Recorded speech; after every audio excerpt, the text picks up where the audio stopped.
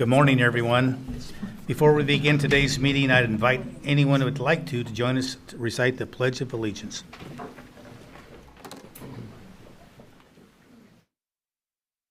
I pledge allegiance to the flag of the United States of America and to the republic for which it stands, one nation, under God, indivisible, with liberty and justice for all.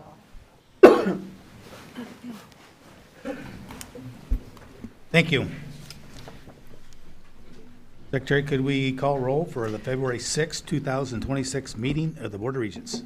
Regent Lacey? Yes. Regent Calamari? Here. Regent Wilkins? Here. Regent Schroeder? Yes. Regent Clare? Here. Regent Kenny? Here. Regent Makovica? Here. Regent Schaefer? Here. Regent Shear? Here. Regent Stark? Here. Regent Whites? Yes. Regent Wilmot? Here. A quorum's present. Thank you. In your materials, you have copies of the minutes from the board meeting from January 15th, 2026. I'd entertain a motion for approval. So moved. Second. Are there any corrections to those minutes? Roll call, please. Regent Calamari? Yes. Regent Wilkins? Yes. Regent Schroeder? Yes. Regent Lacey? Yes. Regent Kenny? Here. Yes. Regent Makovica? Yes. Regent Schaefer? Yes. Regent Shear? Yes. Regent Stark? Yes. Regent Whites? Yes. Regent Wilmot? Yes. Regent Clare? Yes. Motion passes. Thank you. In compliance with the Nebraska Open Meetings Act, the board has posted a copy of the act in the back of the room. It is my honor to introduce Senator John Arch, Speaker of the Nebraska Legislature, elected in 2018 and re-elected in 2022. Senator Arch represents District 14, which includes parts of Sarpy, encompassing La Vista and Papillion. In January 2025, Senator Arch was unanimously re-elected as Speaker of the Legislature, a position he held since 2023. Prior to his legislative career, Speaker Arch has an extensive career in healthcare administration spanning over 34 years. With most of his recent role as Executive Vice President of the Healthcare and Director of the National Research Hospital and Clinic of Boys Town. Mr. Speaker, thank you for joining us today.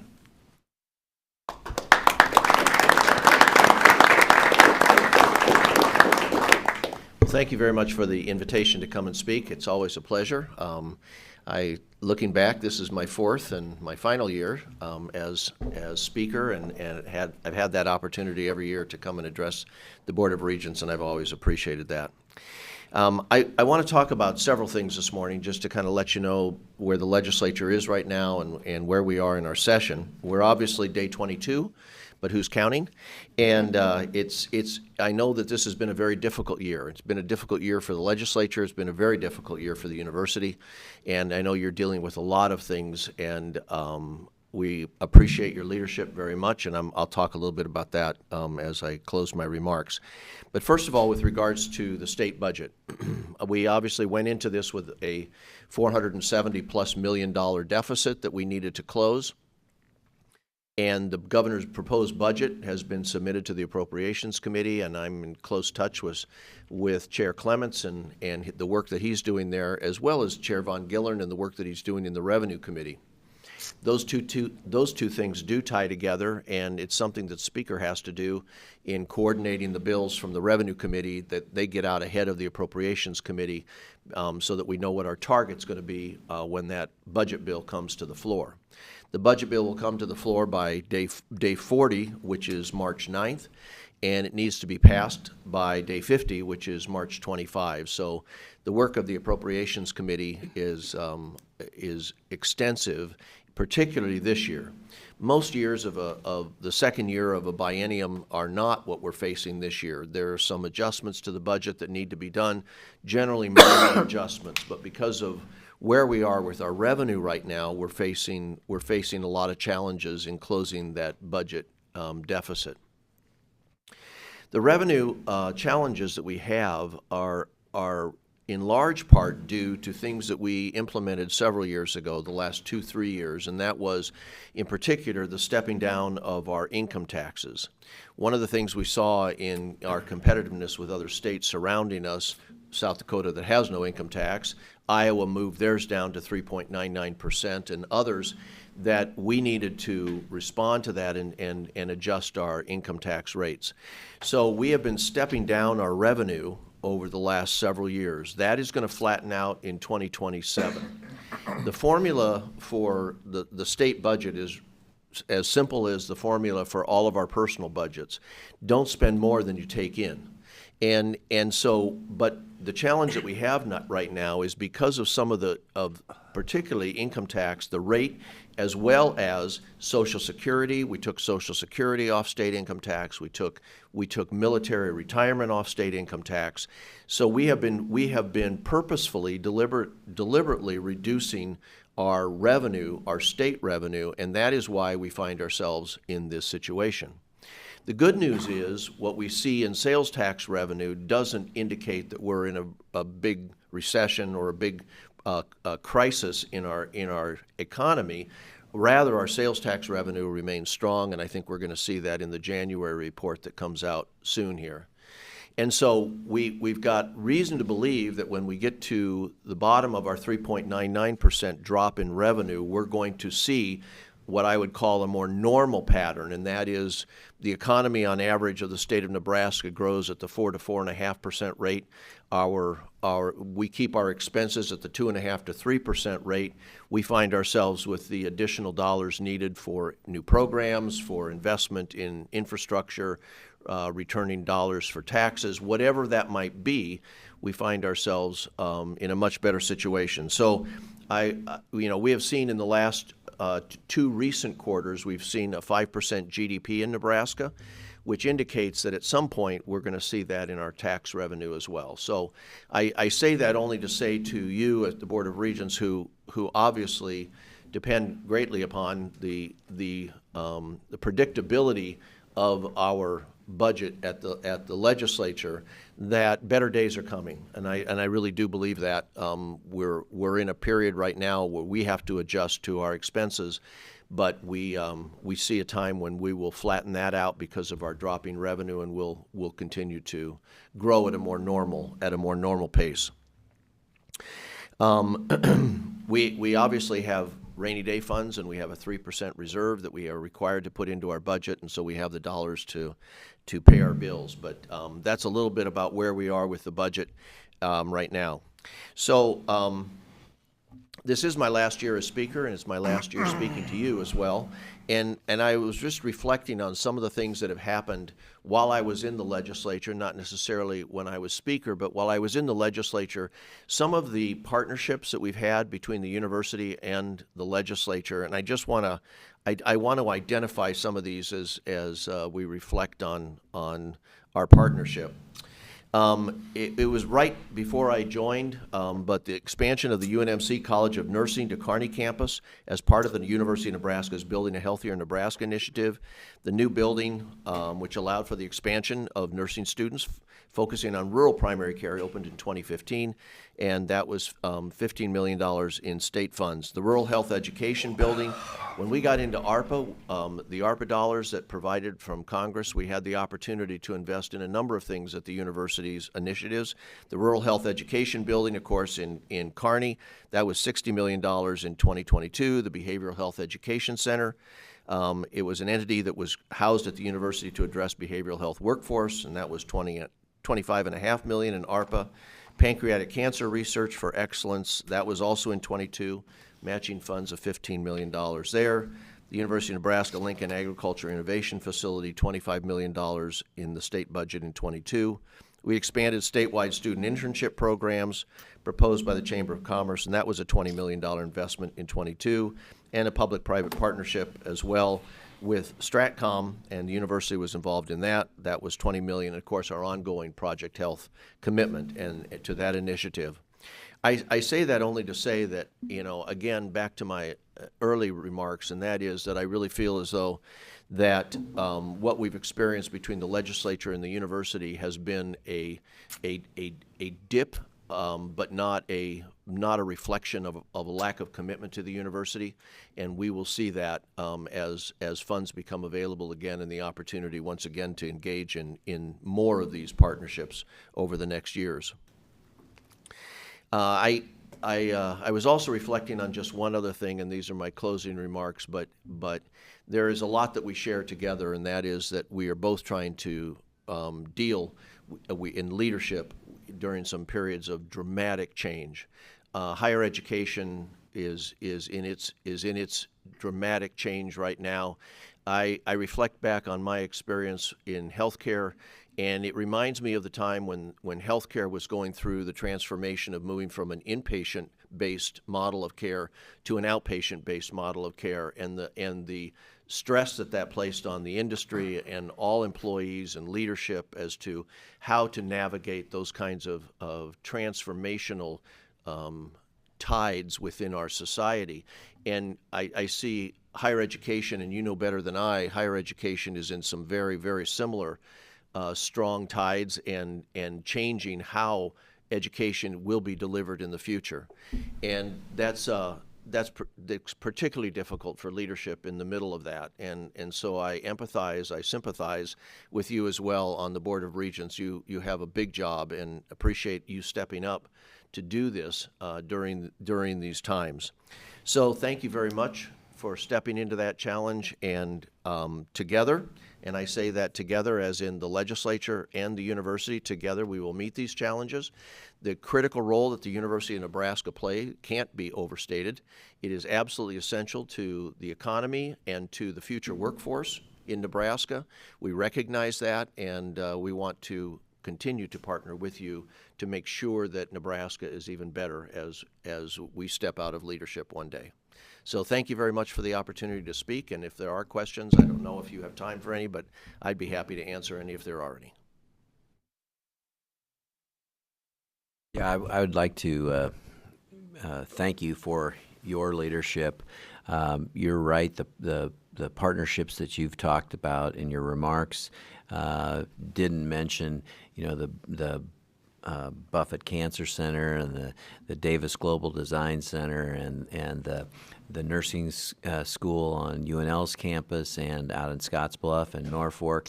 I mean, when we work together, we can truly move the needle and for the benefit of our state. So I really appreciate that. I also would be remiss if I didn't say, hey, we should have regular meetings with you to talk about what 2 or 3 things the state of Nebraska should emphasize and say, we're going to be really good at that, and then figure it out and go for it so that we're not reliant on the ebbs and flows of the economy itself, but have something that's maybe a little bit more recession-proof or more proof from the $4 corn versus $8 corn argument.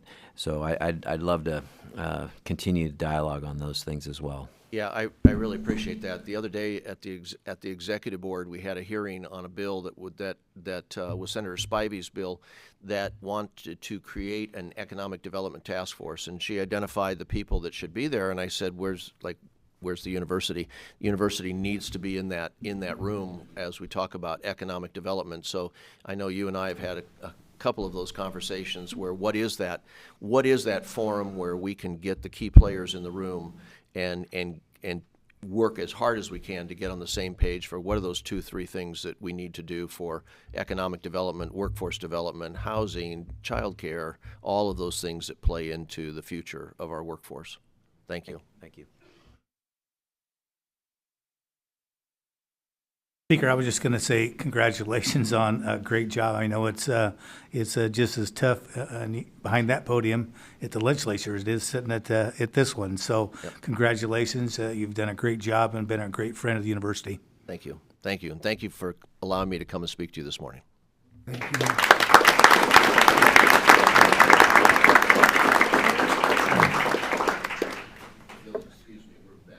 And so I need to Thank you again, Speaker. It is now my honor to introduce our next honoree, Senator Deb Fischer, a lifelong Nebraskan who currently serves as senior senator for Nebraska.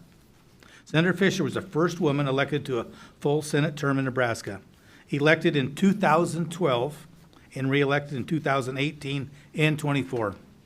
She currently serves on 6 important Senate committees: Armed Services, Appropriations, Commerce, Agriculture, Rules, and Ethics. Before her election to the U.S. Senate, Senator Fisher served in the unicameral representing the 43rd Legislative District from 2005 to 2013.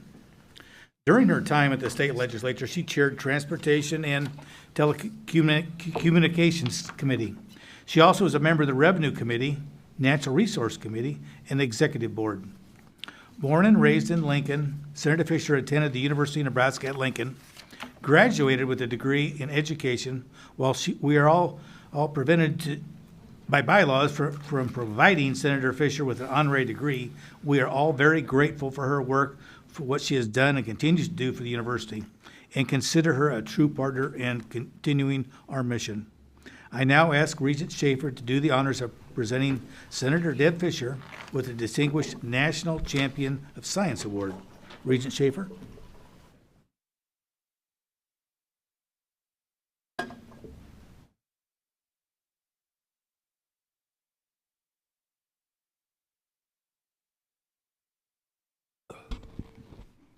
Good morning. We are pleased to recognize U.S. Senator Deb Fisher, who joins us this morning to present her with the national award given by the Science Coalition, made up of over 50 public and private universities, including the University of Nebraska system.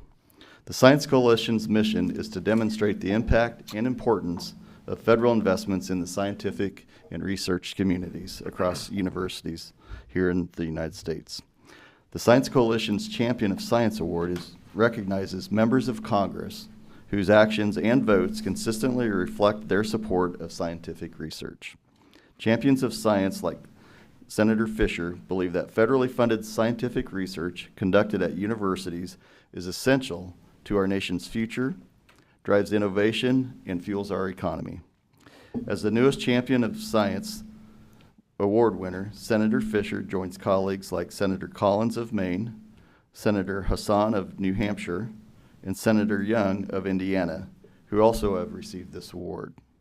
Senator Fisher has championed scientific research at the University of Nebraska, and more specifically, broadly in the areas of agriculture, health, national security, and transportation safety. Senator Fisher is receiving this award for her advocacy for Nebraska and support of federally funded scientific research at the university, including the following: securing a $72 million research grant so far for the USDA Agricultural Research Service National Center for Precision Agriculture at the Nebraska Innovation Campus, which I believe we had a groundbreaking for that about a year or so ago. Funding for the National Drought Mitigation Center at UNL, whose U.S. Drought Monitor map is used by the USDA to deliver disaster relief to producers, which since 2008 has totaled over $29 billion. Authorizing and funding a pilot program and permanent program for civilian military medical surge capacity with the National Disaster Medical System, U.S. Department of Health and Human Services, and U.S. Department of War. Supporting transportation safety research at the University of Nebraska, an area close to her heart since her father served as Nebraska Department of Roads civil engineer for many years and liked to take his family on road trips to see highways across Nebraska. Very nice. But Senator Fisher's support for science goes well beyond Nebraska, including sustaining strong funding for federally funded research at other universities, supporting science and building research capacity in less populous states through the National Science Foundation, EPSCoR, and National Institutes of Health IDEA programs. Also in advocating for federal investment in agricultural research, hosting USDA Secretary Rollins in Nebraska last fall, and hosting Agricultural Committee Chairperson Senator Boozman of Arkansas in 2023. She's also been championing broadband infrastructure for America's rural areas and agricultural lands to enable precision agriculture and that type of technology for all producers. Senator Fisher has sponsored legislation supporting science, including the following: the Building Blocks of STEM Act, which became law in 2019, expanding NSF education grants for science, technology, engineering, and math to include elementary, preschool, and underrepresented populations, especially girls. The National Integrated Drought Information System Reauthorization Act and amendments to 1977 legislation requiring the USDA to have multi-year cooperative agreements for drought prevention, preparedness response, and mitigation. Legislation for research on agricultural data, security, and connectivities, such as the Developing Innovation and Growing the Internet of Things Act and the Advancing of LOT for Precision Agricultural Act.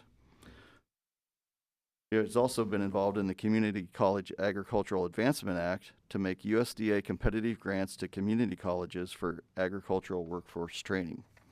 The expanding Partnership for Innovation and Competitiveness Act to advance the measurements of science, technical standards, and collaborations with universities and industries and nonprofits across the U.S. For all these reasons and accomplishments, I would like to thank Senator Fisher for being our champion and to present her with the National Champion of Science Award. Please give her a hand.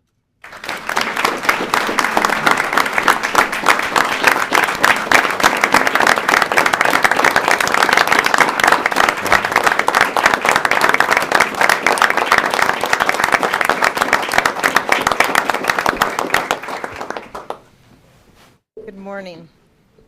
Thank you, Regent Schaefer, for that very long introduction. It has been a joy to work for the state of Nebraska and also to work with all of you on a number of issues to make this state even better place to live. I am extremely grateful to receive this award. It's especially meaningful to be nominated and recognized by the University of Nebraska, an institution that shaped my life and continues to drive innovation and opportunity across our state. As a lifelong Nebraskan and a UNL alumna, I have seen firsthand how strategic investments in science and research translate into real-world results. Stronger farms and ranches, healthier communities, a more secure nation, and a more competitive economy. Partnering with the University of Nebraska system over the years has been a privilege, and I'm proud of the breakthroughs that you are delivering on behalf of our state and also our country. I raised my family on a cattle ranch near Valentine, so the connection between research and rural life is deeply personal to me. Those experiences, combined with regular conversations with Nebraska's producers, researchers, and university leaders, have guided my work in the United States Senate. They are why I introduced my precision agriculture package and passed the Advancing IoT for Precision Agriculture Act into law in order to improve the development and the adoption of technology that helps our farmers and our ranchers boost production. It's been exciting to see these efforts come to life at the new USDA ARS Innovation Campus. Welcoming Secretary Rollins to campus this past summer was a powerful reminder of what's possible when the federal government and our university expertise come together. I was also very fortunate to host Secretary Perdue. His first visit as Secretary of Agriculture was to our ranch, and we had a neighborhood group of people meet him. Now, a neighborhood in the Sandhills can extend at a 100-mile radius. And we woke up that May morning at our ranch to some snow. So it was truly a welcome to Nebraska. Through my work on the Senate Commerce, Agriculture, Armed Services, and Appropriations Committees, I've worked to support research that strengthens agriculture, advances health science, enhances transportation, and most importantly, bolsters our national security. These investments deliver solutions that improve lives here in Nebraska and all across our nation. There's still much more to do, and I remain committed to ensuring that science continues to be the cornerstone of America's future.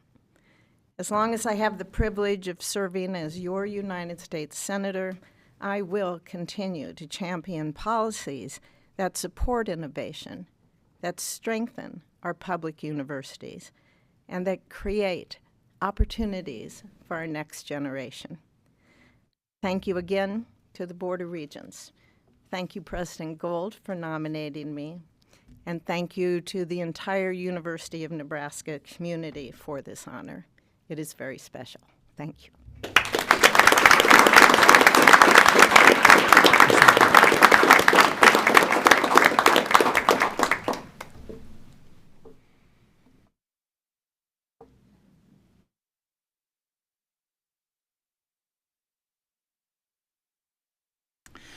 Now we move on to the kudos. At each Board of Regents meeting, we take time to recognize those persons who too often don't receive the recognition they deserve. The Board of Regents believes that it's vitally important that we acknowledge your commitment as well as your contributions to the university. To have been nominated by either a supervisor or fellow worker is an honor in itself. As kudos recipients are announced, please come to the podium and join the regent making the presentation. Following each presentation, we will take pictures that will appear on our website. President, Chancellor, the recipient's family will be part of that photo. The first kudos recipient is Tamara Omtweit from the University of Nebraska at Kearney, and the award will be presented by Regent Schroeder.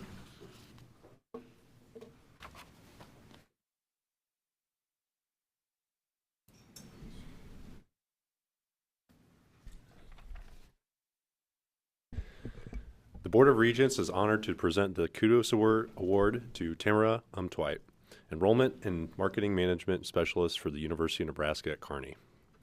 Tam, a valued member of UNK's communication and marketing team for 7 years, has brought exceptional expertise, strategic thinking, and a deep understanding of how to reach and engage prospective students. She has significantly elevated UNK's admissions, communications through email and direct mail strategies. In the 2024-2025 recruitment cycle, nearly 4 million emails and more than, 100,000 direct mail pieces were sent, and even higher numbers projected this year. She collaborates seamlessly with admissions, academic departments, the CRM team, and campus partners to ensure every message is timely, strategic, and aligned with UNK's goals. Tam is at the center of all this work. Most impactful achievement has been the development and execution of UNK's comprehensive DRIP email campaign. Under her leadership, a year-long communication plan was created to guide students through the college search process, blending promotional and transactional messaging with CRM-driven automation. This level of strategy and execution did not exist before Tam's tenure. Tam is the first to emphasize that this success is shared. She says, "I'm honored to receive this award, but the success of our email communications is truly a team effort. Our CRM team provides the structure, insight, and reliability that ensures our messages reach the right students at the right time. Their behind-the-scenes work makes it all possible." She is setting a new standard for both quality and scale, pairing a clear vision with meticulous execution. Her work has strengthened UNK's recruitment efforts and positioned it for continued success. With Tam today are her husband, Mark, her father-in-law, Irv, retired vice chancellor from IANR at UNL, her supervisor and director of marketing, Kyle Means, and Todd Gatula, chief marketing and communication officer. Please join me in thanking Tam for her dedication and outstanding contributions to UNK.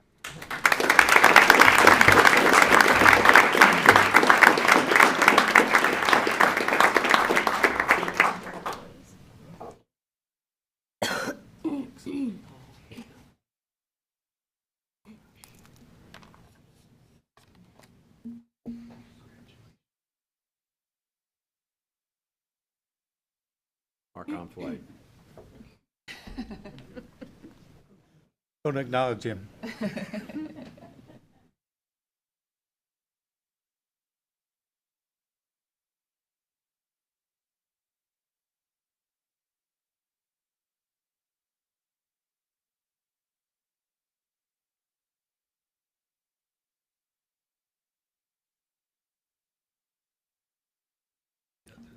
Congratulations, Tamara.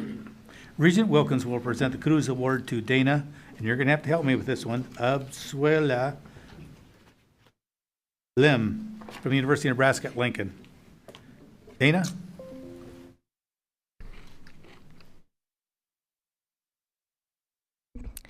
The Board of Regents is pleased to present a Kudos Award to Dana Abu Swilam, Business Systems Analyst at the University of Nebraska-Lincoln. Dana joined the Financial Systems team at UNL in July 2018. She quickly established herself as a valuable team member, utilizing her technical expertise and proactive approach to problem solving. She anticipates needs, identifies opportunities for improvement, and delivers efficient solutions. Her work embodies the operational excellence that enables the academic mission to flourish. An example of her work is her help in transforming a time-intensive manual process that affected academic departments across campus. She delivered a solution that has improved our service to graduate students. Partnering with the payroll team in graduate studies, Dana designed an automated database to streamline the graduate fellowship process. Previously, academic departments submitted fellowships one at a time, which was time-consuming and diverted attention away from student-facing priorities. Dana's solution allows departments to submit comprehensive fellowship lists that are automatically validated against data warehouse data, with errors flagged for correction before processing. The verified data flows seamlessly into an SAP payroll upload template, eliminating hundreds of manual entries. The impact of this project extends across the entire campus. Academic departments now spend less time on fellowship processes and more time supporting graduate students.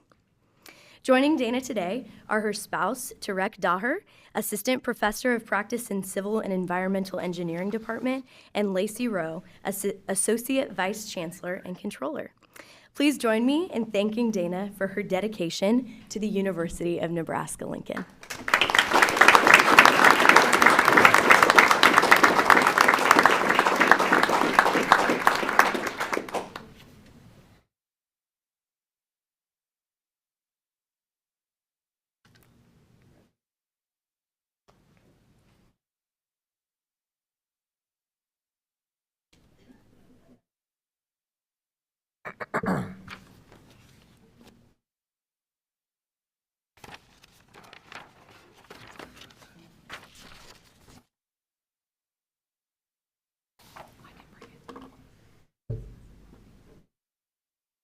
Congratulations, Dana.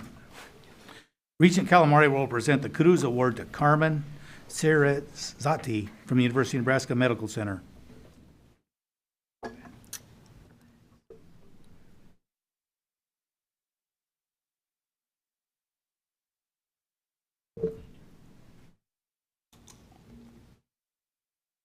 On behalf of the Board of Regents, I am pleased to present a Kudos Award to UNMC's Carmen Serezzati, Associate Director in Human Resources and UNMC's Title IX Coordinator. For more than 20 years, Carmen has delivered meaningful, high-quality work that has strengthened UNMC human resources and the campus community.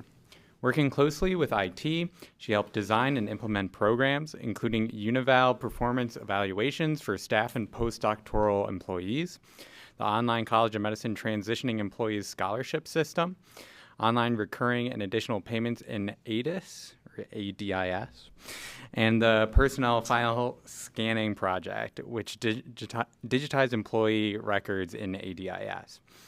Nominators applaud Carmen's command of employment regulations.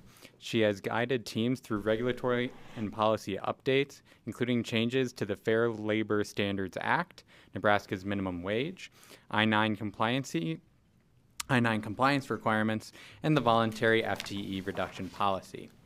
Carmen initiated UNMC's participation in the Step Up program, which links teens and young adults with career exploration and job training opportunities. In addition, she automated many HR processes and established the Title IX office at UNMC, which investigates Title IX and sex discrimination matters. She has done extensive training and education in this area with faculty, staff, and students. In fact, Carmen often says, medicine and Title IX have one thing in common: prevention is the key. One nominator said, "The impact of Carmen's work can be seen across UNMC in the systems used every day, the policies that guide decisions, and the culture of accountability and care she has helped shape." Today, Carmen is joined by Linda Cunningham, Assistant Vice Chancellor for Human Resources, and Leslie Planos from the College of Information Science and Technology. Join me in thanking Carmen for her 20 years of contributions, thoughtful leadership, and valuable mentorship. Her work has strengthened UNMC Human Resources and the entire UNMC community.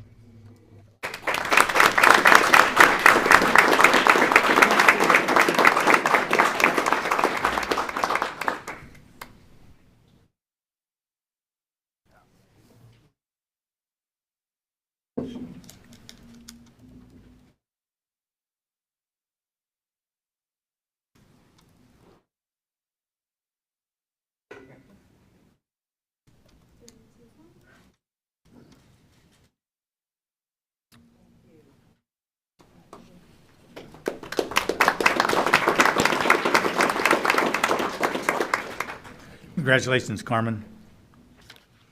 Regent Lacey will present the Kudos Award to Casey Wells from the University of Nebraska at Omaha.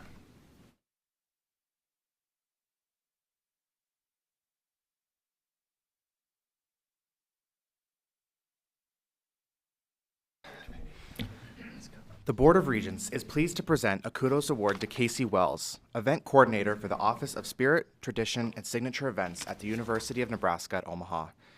Casey Wells exemplifies excellence through her deep commitment to student success. She creates a welcoming and empowering environment where students from all backgrounds feel supported in both their academic and personal growth, while also preparing them for success beyond their time at UNO.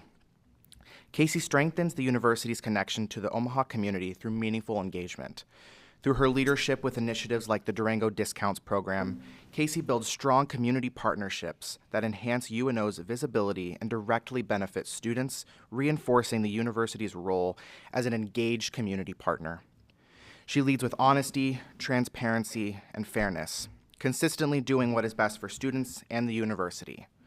Her strength, resilience, and innovation mindset reflect the true Maverick spirit, as she continually finds new ways to enhance the student experience and support the UNO community.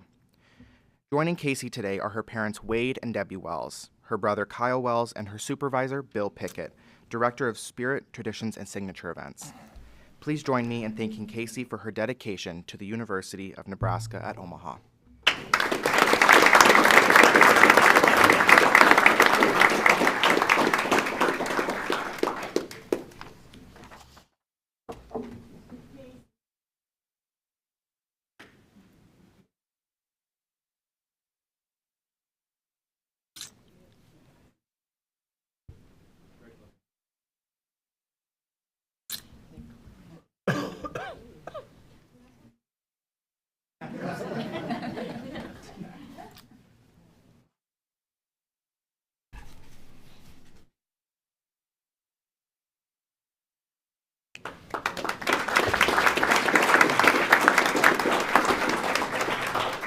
Congratulations, Casey.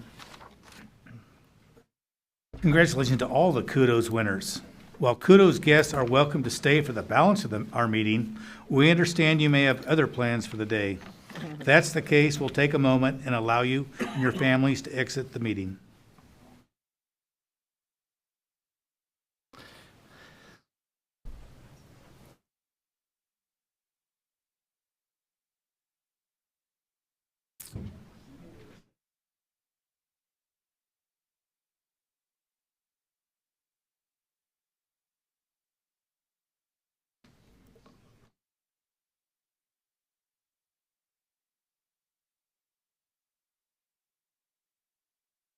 Regent Claire, I believe you have a motion for us.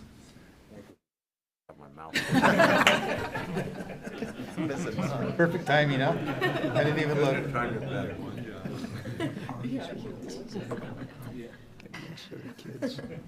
I move to suspend the rules for the purposes of going into closed session. I move to suspend the rules for purposes of going into closed session. Is there any objection to suspending the rules to move into closed session to now? Hearing none, no objections, we suspend the rules. I believe, Regent Shear, you have a motion to take us into closed session. By golly, I do. I move that the Board of Regents go into closed session as authorized by Section 84-1410 of the revised statutes of Nebraska for the protection of the public interest and to prevent needless injury to the reputation of persons who have not requested a public hearing for the purpose of holding a discussion limited to the following subjects: a strategy session with respect to real estate purchases and honorary degrees and awards. Regent Shear makes a motion. Do we have a second? Second. Roll call, please. Regent Wilkins? Yes. Regent Schroeder? Yes. Regent Lysy? Yes. Regent Calamari? Yes. Regent Makovica? Yes. Regent Schaefer? Yes. Regent Shear? Yes. Regent Stark? Yes. Regent Whites? Yes. Regent Wilmot? Yes. Regent Clare? Regent Kenny? Yes. Motion passes. We are in closed session. Let the minutes of the reflect that the closed session shall be strictly limited to the discussion of only the following subjects: strategy session, respect to real estate purchase, and honorary degrees and awards. It's now 9:41.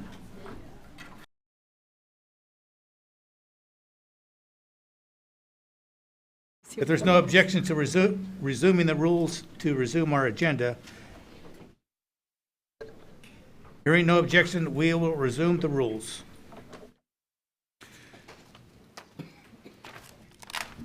Just right here. I'll turn it over. President Gold, the floor is yours. Well, thank you, Chair Kinney, and a warm welcome to all of you this morning. I'm very grateful for the partnership that we have with Speaker Arch and, of course, for Senator Fisher, particularly for joining us here today to accept the much-deserved Champion of Science Award. Senator Fisher's efforts have helped secure major investments for the University of Nebraska research initiatives, including, as you heard, in precision agriculture, drought mitigation, medical surge capacity, transportation safety, and many others. Through her legislative leadership on STEM education, ag research, data security, broadband infrastructure, and innovation, she exemplifies the role of a congressional champion who understands that university-based scientific research drives innovation, strengthens our economy, and secures our nation's future. I'd also like to welcome our newest regent, Dr. Joel Makovica. As you know, Regent Makovica's name may be familiar to some of you.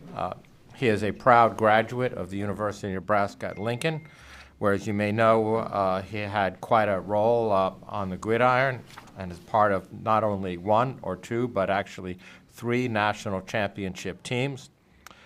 He went on to become a very prominent business leader and the founder of a very successful physical therapy company, which now has clinics in Lincoln and Omaha and the surrounding areas. So, Regent Makovica, I want to welcome you to yet another championship team. Great to have you.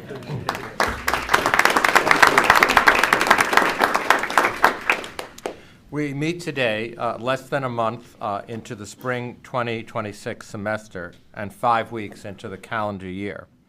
In this brief time, we've seen the beginning of a new legislative session, as you've heard the discussion from Speaker Arch, a leadership transition on the University of Nebraska at Lincoln campus, and the next steps in permanent leadership succession at the University of Nebraska Medical Center, as well as our ongoing work to secure and to protect the future of our primary clinical partner, Nebraska Medicine. All of this is happening in the context of ongoing federal policy and funding changes that are profoundly impacting higher education across our nation. We are moving forward with the next steps of the University of Nebraska system-wide budget process that was approved during prior board meetings, and as we begin to address the fiscal realities of next year's biennium.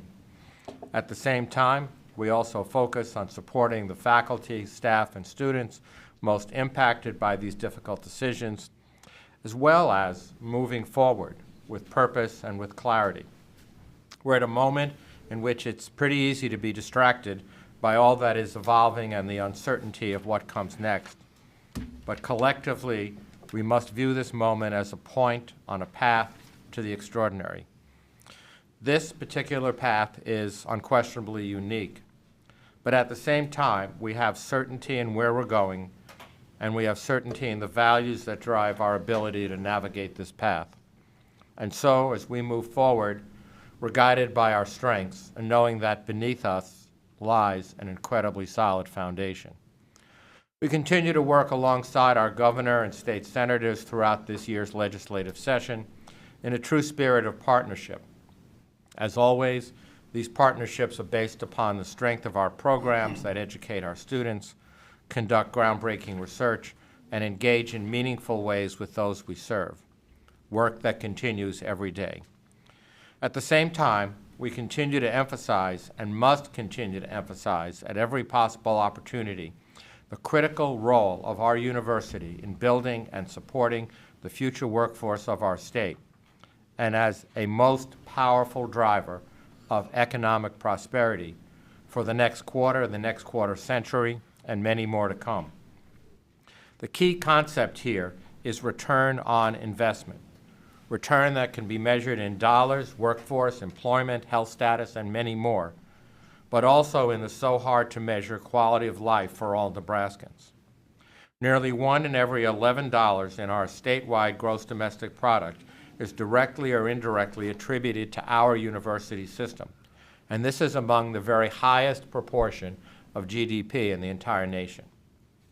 And there are very few Nebraskans, if any, whose life is not impacted on a day-by-day basis by our university. From the critically important leadership in the agricultural sector research and extension services, to the delivery of life-saving health care in every corner of the state, to the groundbreaking research science that's highly recognized and drives new patents, licenses, and new startup companies, also to include the roar of the crowd as our incredibly loyal campus fan base embraces our student athletes in battle and in victory, as we say. The strength of who we are as a university, our foundation, our success as a university, lies first and foremost in our people. And I'd like to recognize several guests who have joined us today. First, I'd like to recognize our current cohort of the New Deal program.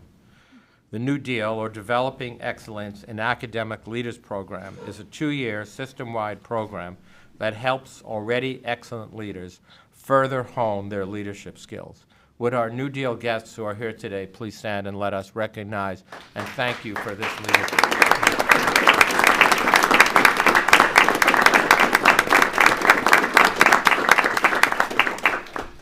I hope we don't deter you by the...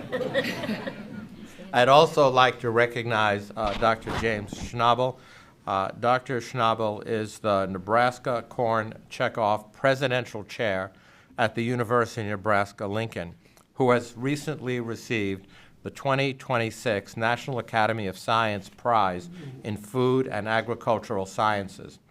This award is one of the National Academy of Science's highest honors, and it recognizes research that is reshaping modern agriculture, research that delivers clear benefits to farmers, such as higher yields, crops that need less fertilizer, and improved tolerance to drought and other stresses.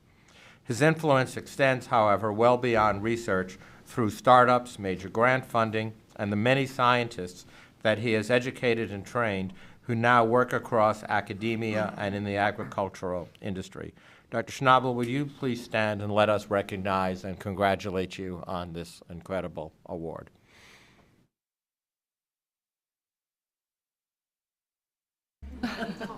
Well, let's congratulate him anyway.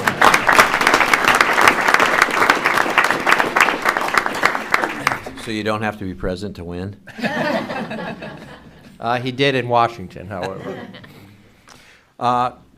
In addition, UNL's Matthias Schubert, the J.A. Willem Distinguished Professor of Engineering, has now been named a 2025 Fellow of the National Academy of Inventors. This honor recognizes researchers whose work leads to impactful technologies. That is certainly the case for Dr. Schubert, who is known for using light-based techniques to study materials and helping advance electronics such as semiconductors, displays, and power devices. Dr. Schubert, would you please stand and let us recognize and thank you for this achievement?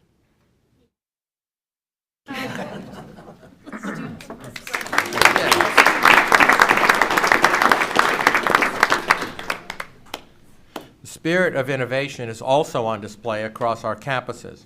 Last month, the University of Nebraska at Kearney unveiled the new Health Science Education Center, a 3-story, $95 million facility, as you heard, supported by state ARPA funds and by generous private philanthropy, a public-private partnership. This facility is dedicated to advance rural health care education and will more than double the University of Nebraska Medical Center student enrollment in Kearney once fully operational, with a formal ribbon cutting later this spring.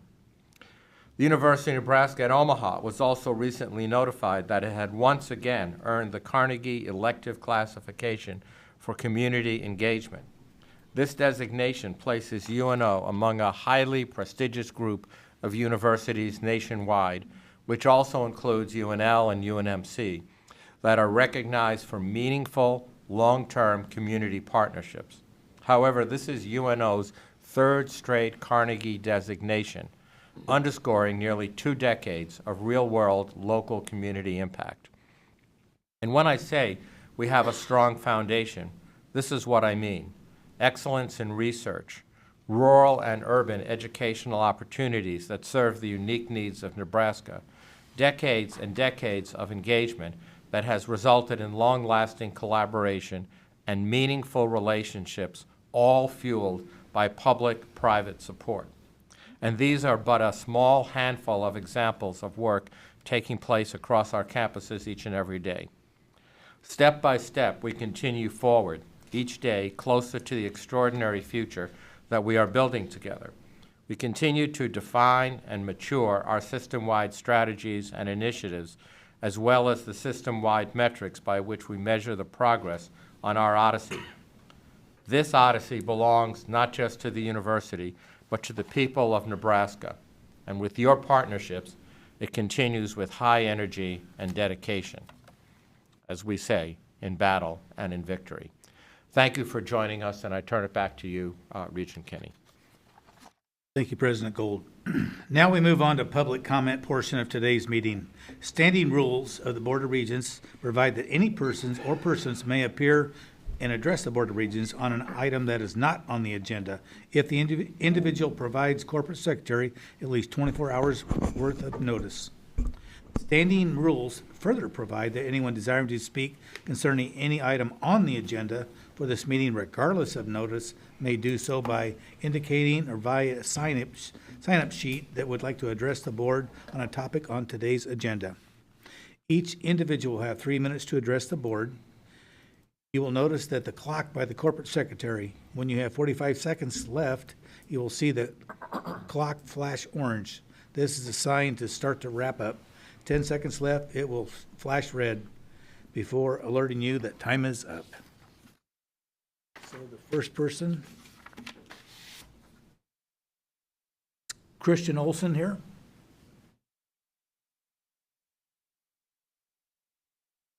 John Schrader.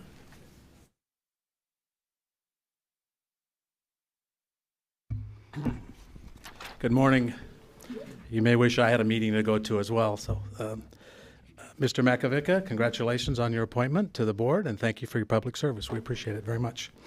I'm John Schrader, the president of the Faculty Senate of this university's flagship R1 land-grant campus in Lincoln. It won't take me all my 3 minutes, and you might find that ironic in a minute. This body does most of its work behind closed doors, right? No public hearings. Sure, you hear from your constituents, but you don't face them publicly, but once every couple of months, maybe a special meeting thrown in here or there. People show up here publicly and speak with you 3 minutes at a time. That's about it for your constituency-facing responsibilities, obligations for sure. You show up here every 2 months to rubber stamp what you've already decided behind those closed doors, despite what you hear from constituents, from shareholders, from university employees. Sometimes for like 5 hours at a time. You don't hold public hearings before you decide what to do. So it wouldn't really matter, I suppose, if you heard from them minutes before or days before or weeks before. It almost always feels like the decisions have been made long before we get here, and despite what you hear from people when these microphones are open. And now you're thinking about limiting the exposure to the public and comment from the public to the first 30 people who show up or sign up? That's correct. Right here on page 485 and 486 of today's agenda materials, quote, "In the interest of balancing the public's right to comment and the need for efficiency, the board will allow up to 90 total minutes for public comment, period." You can, of course, write to the members if you don't get into the queue.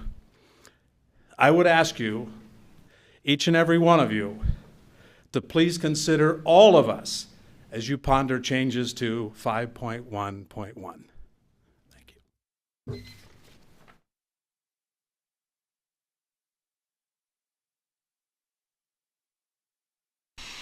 I believe no one else is on the list.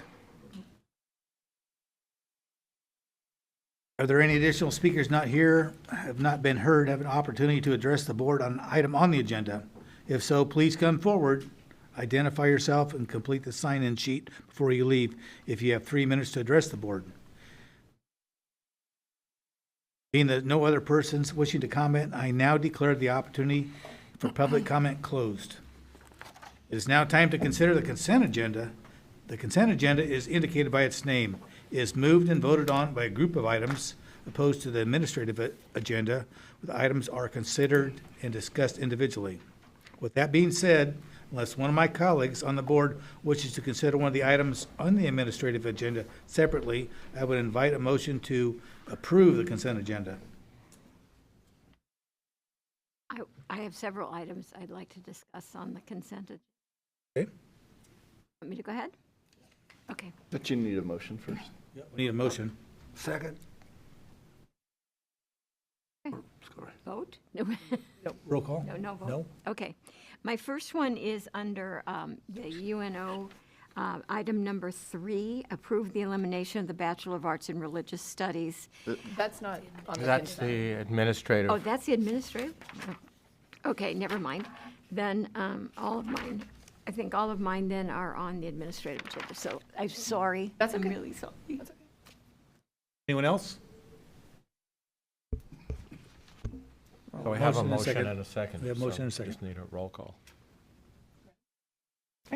Regent Schroeder? Yes. Regent Lysy? Yes. Regent Calamari? Yes. Regent Wilkins? Yes. Regent Schaefer? Yes. Regent Shear? Yes. Regent Stark? Yes. Regent Whites? Yes. Regent Wilmot? Yes. Regent Clare? Yes. Regent Kenny? Yes. Regent Makovica? Yes. Motion passes. Thank you. Now I'd like President Gold to walk us through the items on the administrative agenda. Thank you, Regent Kenny. As we have previously done, we will outline each of these items from the University of Nebraska at Omaha separately, and the board will be asked to vote on them together.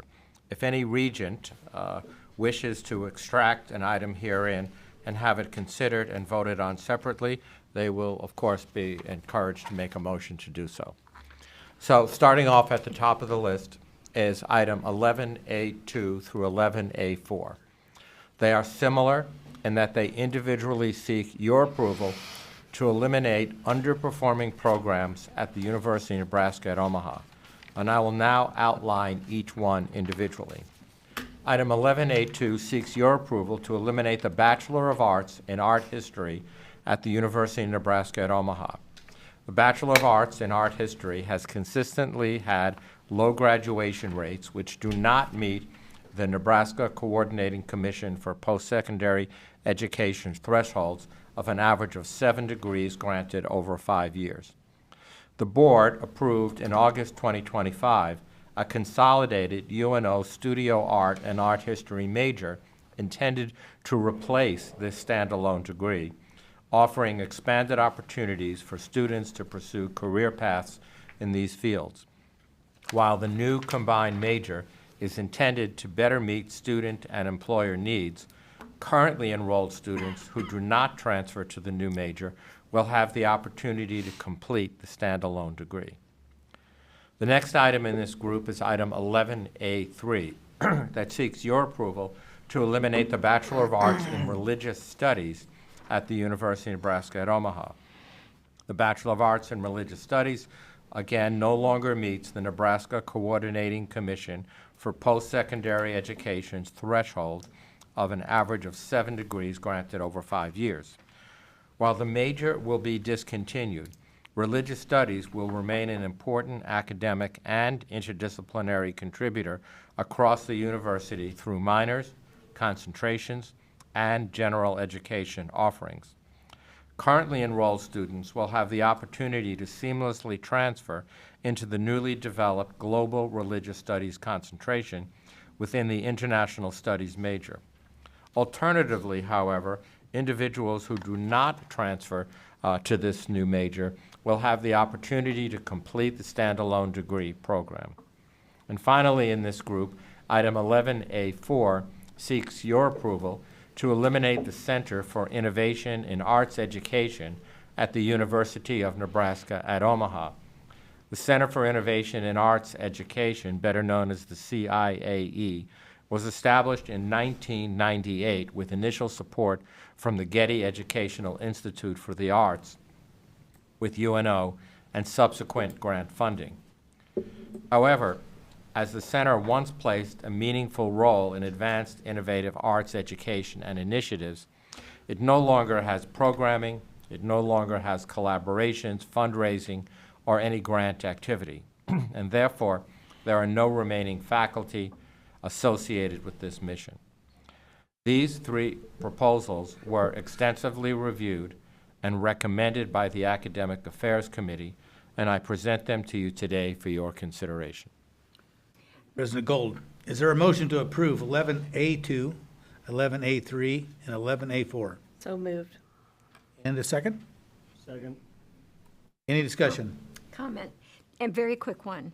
One of the words that's used in the A3 is reasonable time, right?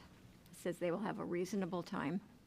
I want to talk about what we consider reasonable time, because it seems to vary, and I think it needs to be more specific, because reasonable time is not very clear. And so do they have 2 years? Do they have 4 years? Do they have 6 years? And that can mean a lot to some very part-time students at UNO. So my proposal, there, David. So reasonable time at the very minimum refers to, if you're a freshman, that 4-year period. As you point out, there are circumstances where students may be working part-time, and that's where the campus and the advisors work with that student to identify a degree completion pathway. Not going to be 10 years, but it really is a reasonable time for that particular student. What's important for these 2 degrees, the art history as well as the religion, is that the faculty are going to still be there. So there will, and many of the courses, so there will in fact be an opportunity for those students to, in a 4 or 6 year period, if they really need it that long, to complete the degree. And they would still be considered a major and all Correct. that. Okay. All right. Thank you. I just wanted to clarify. And you should also know that there are appeal processes if there's disagreement on the subject, too, and we always do everything we can to support the student's success. Okay. Dr. Lee? Judge Lee? Regent, thank you very much for a thoughtful question and share your concern with our students. And actually, all the students involved in this program, we have worked with them with a very thoughtful, student-centered academic plan. There's no elimination of faculty member or staff relating to these, because these are very important supporting faculty on other majors. So we will still provide a strong academic advising, and we will be very considerate to make sure that the student will cross the finish line in a reasonable time. Of course, it's not 10 years. And the goal is to make sure every single student is taken care of. Okay. Thank you. I just want to make sure we think about the part-time students. Anyone else? I also had a question on that. So if these students who were theoretically a freshman in this program, they decide they want to continue in it, go through 3 years, and then had to like take a gap year for employment or whatever, could they come back and use those credits for the new majors that these are being rolled into?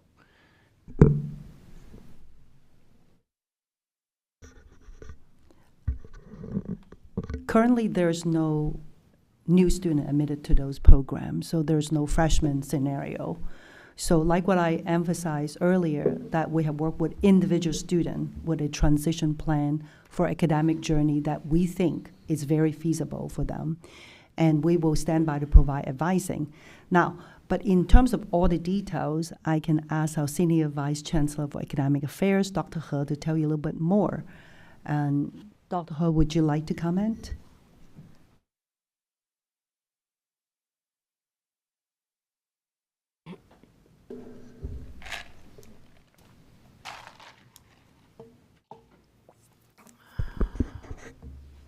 Thank you for that question. I want to be more specific to the question you asked in terms of in a scenario when the student just admitted to the program, and as our chancellor said, we have not done that. And then for a student who's currently in the program in early stage for that major we used to have, then we'll serve them out, making sure that they're taken care of from student advising point of view. The credit depends on what kind of courses. Currently, we have a combined major that was approved by this board, I believe last year. It's combined major studio arts and art history. So it's a combined majors. Those courses, I do not recall that we deleted courses.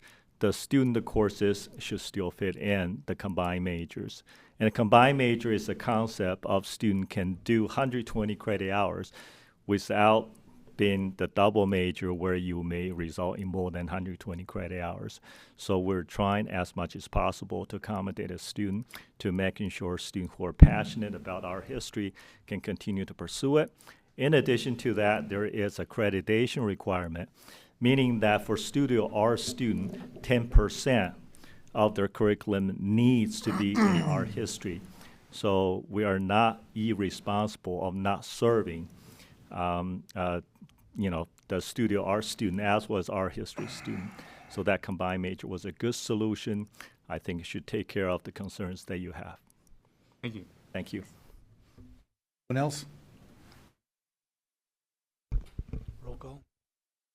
Regent Lacey? Yes. Regent Calamari? Yes. Regent Wilkins? Yes. Regent Schroeder? Yes. Regent Shear? Yes. Regent Stark? Yes. Regent Whites? Yes. Regent Wilmot? Yes. Regent Clare? Yes. Regent Kenny? Yes. Regent McAvica? Yes. Regent Schaefer? Yes. Motion passes. We will now outline items 11A5 through 11A13. We will, of course, deal with them separately, and the board will be asked to vote on them together. Again, if any regent wishes to extract any matter herein and have that considered and voted separately, they'll make a motion to do so. Item 11A5 through 11A11 are similar in that they individually seek your approval to transition existing concentrations in the UNO College of Business Administration to Bachelor Science majors. And items 11A, 12, and 13 will both establish certificate programs at UNO. I will now outline each one individually.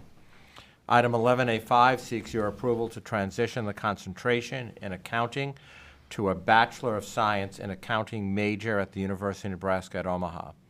The goal of this proposal is to elevate the existing accounting concentration within the UNO College of Business Administration Bachelor of Science in Administration degree to a BSBA major in accounting. This is preferred by both students and employers.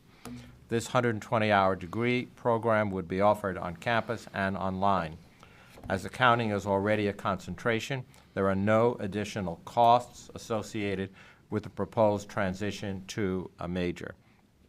While the new combined major is intended to better meet student and employer needs, currently enrolled students who do not transfer to the new major will have an opportunity to complete the standalone degree. In a similar way, item 11A6 seeks your approval to transition the College of Business Administration concentration in entrepreneurship to a Bachelor of Science in Entrepreneurship major at the University of Nebraska at Omaha. Again, the goal of this proposal is to elevate the existing entrepreneurship concentration within the UNO College of Business Administration. This is preferred by both students and employers. The 120-hour degree program, again, will be offered on campus. As entrepreneurship is already a concentration, there is no additional cost associated with this transition to a major. Item 11A7 seeks your approval to transition the concentration in business, finance, banking, and financial markets, and investment science and portfolio management to a Bachelor of Science in Finance major at the University of Nebraska, Omaha. And once more, the goal of this proposal is to elevate the existing business, finance, banking, and financial markets and investment science and portfolio management concentrations, plural, within the UNO College of Business Administration. This is preferred by both students and employers, and again, this 120-hour degree will be offered on campus and online. As the finance topics are already in concentrations, there is no additional cost associated with this proposed transition to a single major. Item 11A8 seeks your proposal to transition the concentration in human resource management to a major at the University of Nebraska at Omaha. Again, the goal of this proposal is to elevate the existing human resources management concentration within the UNO College of Business Administration. This, again, is preferred by both students and employers. The 120-hour degree would be offered on campus and online, as human resources management is already a concentration. Again, there are no additional costs associated with this proposed transition to a major. Item 11A9 seeks your approval to transition the concentration in business administration and logistics to a Bachelor of Science in Logistics and Supply Chain Management major at the University of Nebraska at Omaha.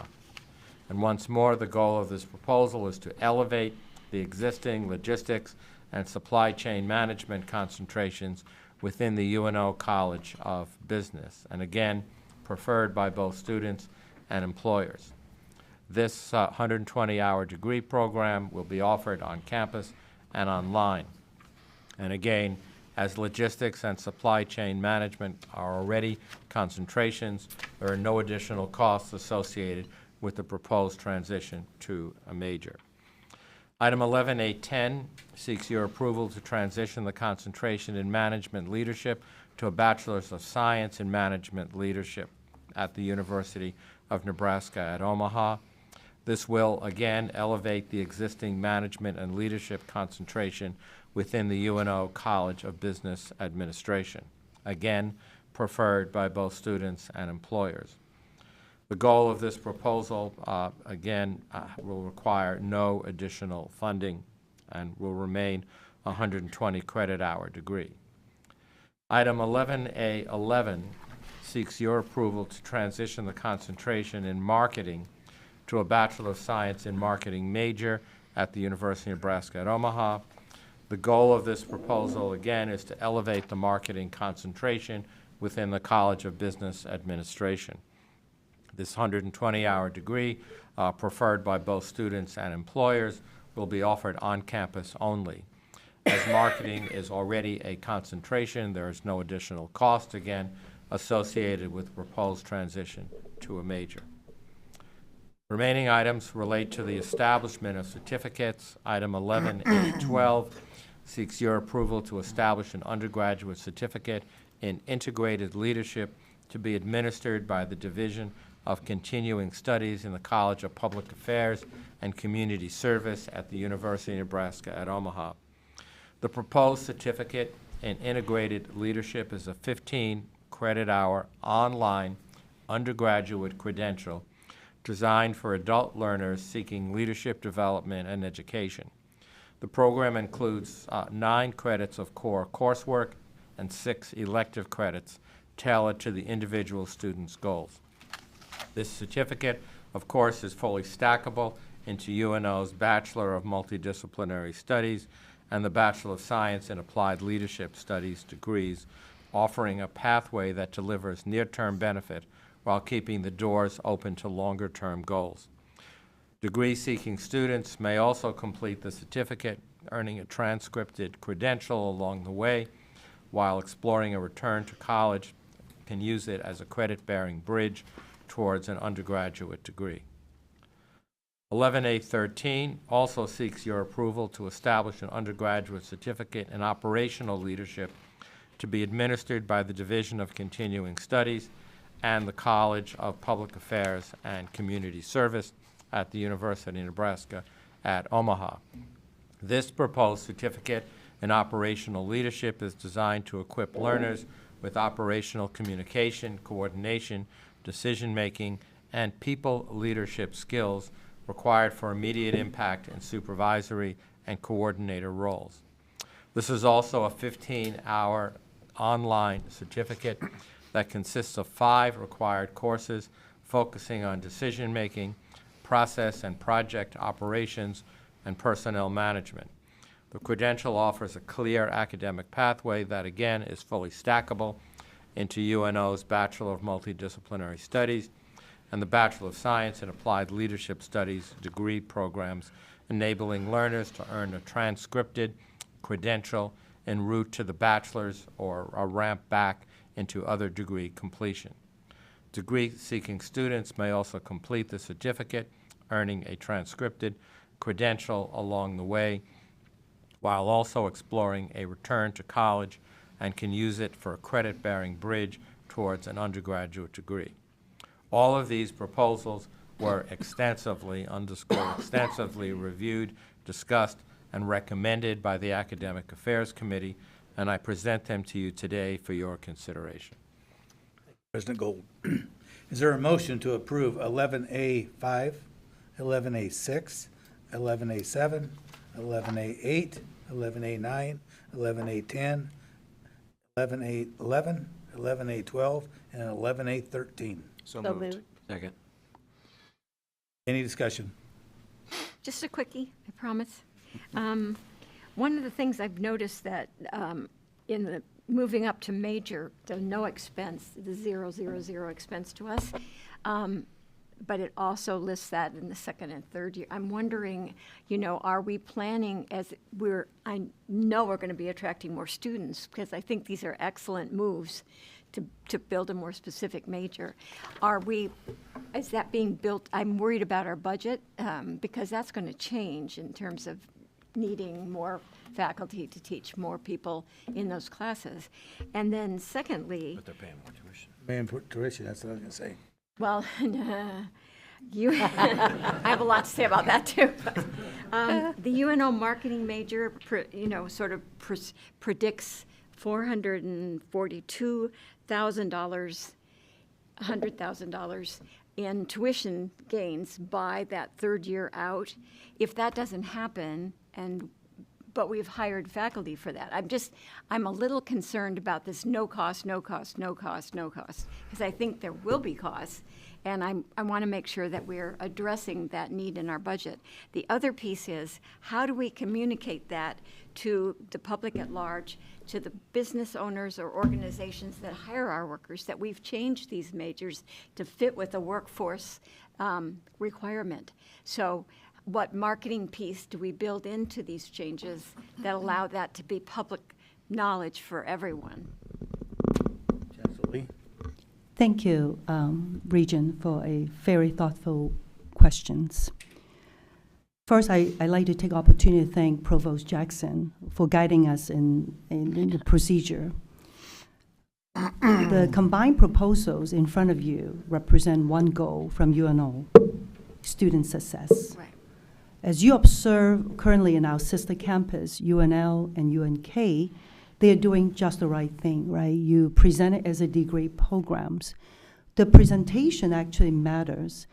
So many of you actually knew that I was a business dean for 9 years, including one R1 school, a preeminent university in the state of Florida.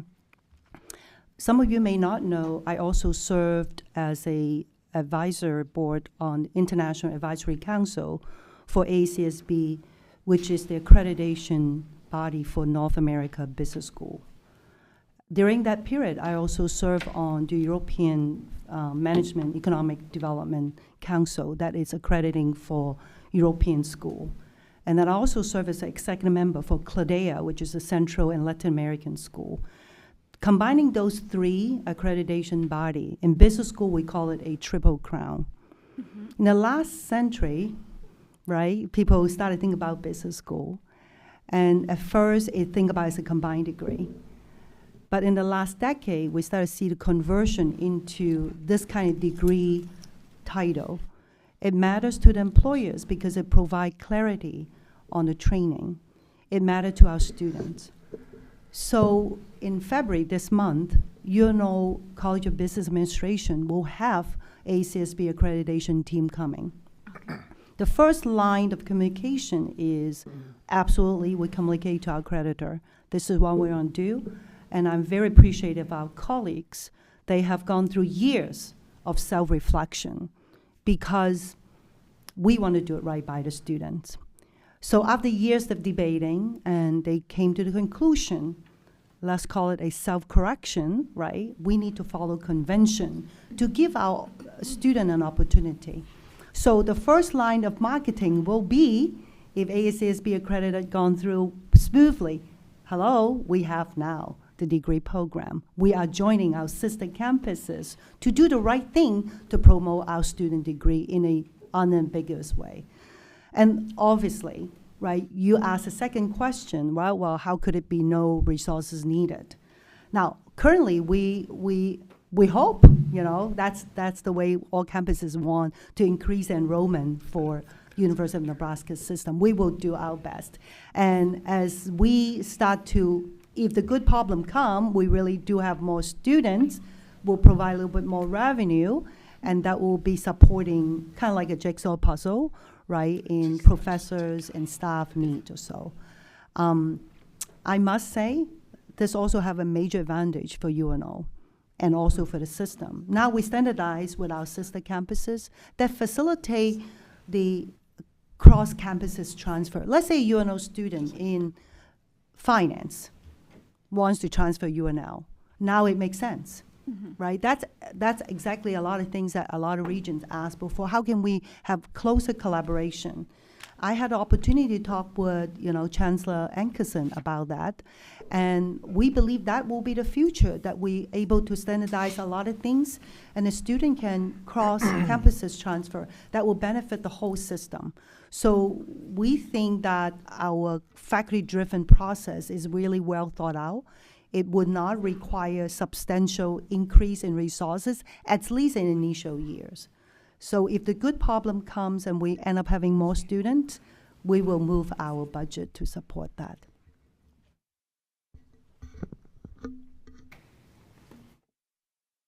So as a business student, this really does mean a lot to the business students, and the conversations that I've had over the course of the past week. Everyone is so excited that this is being talked about today. They are like, the conversation I've had is like, I can finally just say I'm a finance major instead of having to say, well, I'm a Bachelor of Science in Business Administration with concentrations in management and leadership as well as real estate. That's a mouthful. And so students are excited, and the one complaint that I'm hearing from students is, well, why isn't it all of them? And I just keep telling them, well, this is a starting point. We start with these, I think there's 7 or 8 here, and we can work on making those others that aren't being considered today majors in the future as well. And I just, as a business student, I'm so excited about this, and this is great things are happening through CBA.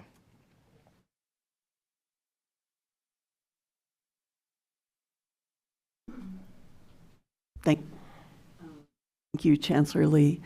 I do want to make one clarification, and that is the degrees, the requirements of degrees, even though they will have the same name at different campuses, the requirements are not the same. The number of courses required for the majors is different at the different campuses. So let's be sure that we all understand that.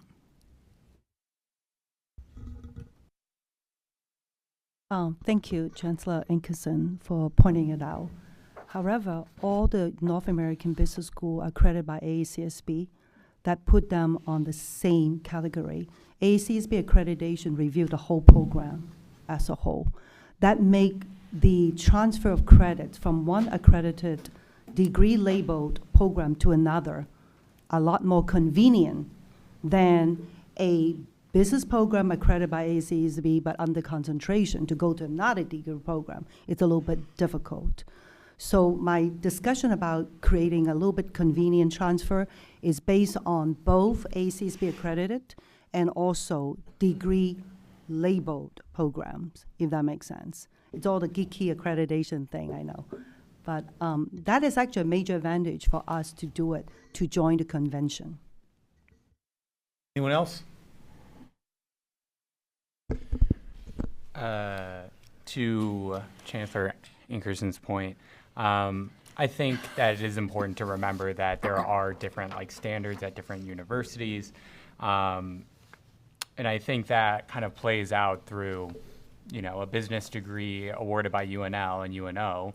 While they're both business degrees, I think they're respected differently. UNL has a great business program, and I think it's well respected throughout the state, and that will still be regarded in a very positive way by the business community compared to some other places. And that's not to put or disparage any other programs. It's just some places are more prestigious or well regarded in the business community. So I think doing this allows for UNO to have what they need, what their students want. But UNL, I don't think, is in any way disadvantaged by this because they still have the good name that the flagship university has. Anyone else?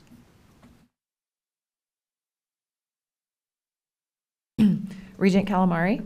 Yes. Regent Wilkins. Yes. Regent Schroeder. Yes. Regent Lacey. Yes. Regent Stark. Yes. Regent Whites. Yes. Regent Wilmot. Yes. Regent Clare. Yes. Regent Kenny. Yes. Regent Makovica. Yes. Regent Schaefer. Yes. Regent Shear. Yes. Motion passes. Before we go to business, I was remiss, and we did not approve the honorary degrees and awards that we talked about earlier. So we need a motion. So moved. Second. Any discussions? Roll call, please. Regent Wilkins. Yes. Regent Schroeder. Yes. Regent Lacey. Yes. Regent Calamari. Yes. Regent Whites. Yes. Regent Wilmot. Yes. Regent Clare. Yes. Regent Kenny. Yes. Regent Makovica. Yes. Regent Schaefer. Yes. Regent Shear. Yes. Regent Stark. Yes. Motion passes. Business and finance. Thank you. We'll now address item 11B1 and 11B2. And again, as we have previously done, we'll outline each of the items, in this case from the University of Nebraska-Lincoln separately, and the board will be asked to vote on them together. If any regent wishes to extract any matter herein and have that considered and voted on separately, they may certainly make a motion to do so. Item 11B1 seeks your approval today of prime supplier agreements for food and related items at the University of Nebraska-Lincoln campus. UNL Dining Services manages 5 campus dining halls serving university students, faculty, staff, and guests 7 days a week with an estimated annual expenditure of approximately $8 million on food and related items. Excuse me. As a result of a formal request for proposals process, UNL now proposes to contract with Sodexo Incorporated and its affiliates. The contract would have an initial term of 3 years and 3 months, beginning April 1st, 2026, and ending June 30th, 2029, with an option for renewal of 2 additional one-year periods, for an estimated total expenditure of approximately $40 million, inclusive of renewal terms. The next item is 11B2, that seeks your approval of a banking services license agreement between UNL and the Union Bank and Trust Company. The University of Nebraska Lincoln provides on-campus banking services to support the financial needs of students, faculty, staff, and campus visitors. As a result of a formal, again, request for proposal process, UNL now proposes to enter into a university banking services license agreement with the Union Bank and Trust Company. The proposed agreement will be effective May 31st of 2026 and would have an initial term of 6 years and 2 options of 3-year renewal periods at the university's discretion. The agreement is revenue generating with ATMs across UNL's campuses. The agreement is also guaranteed with annual payments to UNL along with one-time royalty payments upon execution of the agreement. Both of these items were reviewed at the Business and Finance Committee meeting, and I now formally recommend them to you for your consideration. I'd like to separate the two. For motion to approve 11A1 and 2, but you, No, I want to separate them. will you vote on the first and then separate it? Yeah. Is there a motion for the 11A1 or B1 and B2? Seeing none, do we have a new motion? Of B1. Motion been made to approve B1. Is there a second? Second. Any further discussion on B1? Yes, I have had some questions, and I realize it was an RFP process, but I guess, is there no provider without going to a foreign country to get this service?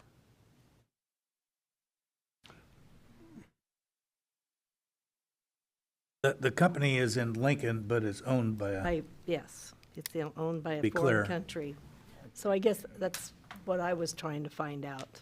Yeah, I think the point that we had tried to also make was that Sodexo is partnering with Cisco, which is a U.S.-based company located here in the Lincoln area. Sodexo is a company that works with a significant hundreds of higher ed institutions across the country.